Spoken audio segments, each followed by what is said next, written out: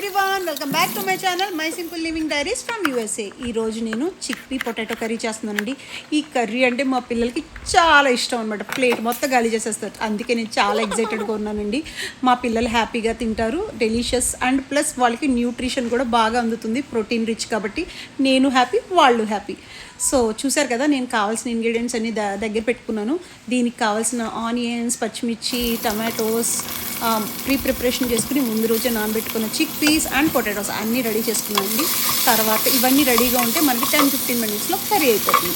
చూసారు కదా, ఆనియన్స్ బాగా మగ్గనివ్వాలండి, గోల్డెన్ బ్రౌన్ వచ్చే వరకు. తర్వాత టొమాటోస్ వేస్తాం. టొమాటోస్ కూడా బాగా మగ్గిన తర్వాత గ్రేవీ కింద తయారవుతుంది. తర్వాత మనం చిక్ పీస్ ఇంకా పొటాటోస్ వేసేసి కావాల్సిన అల్లం వెల్లుల్లి పేస్ట్, ఇంకా homemade garam masala and turmeric and salt adjust చేసుకుని నీళ్ళు పోసేసుకుని మగ్గనివ్వడమేనండి.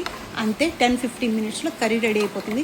ఇది మీరు చపాతీతో తినచ్చు, వైట్ రైస్తో తినచ్చు, బగారన్నంతో తినచ్చు, వెజిటేబుల్ పులావ్తో తినచ్చు, దేంతో తిన్నా కూడా సూపర్ ఉంటుంది అనమాట.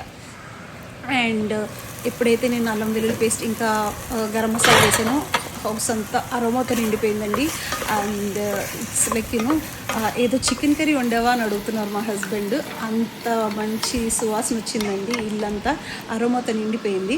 సో కిడ్స్ కూడా ఎంజాయ్ చేశారు, మేము కూడా చాలా ఎంజాయ్ చేసాం. చూసారు కదా కర్రీ ఎంత కలర్ఫుల్గా ఉందో.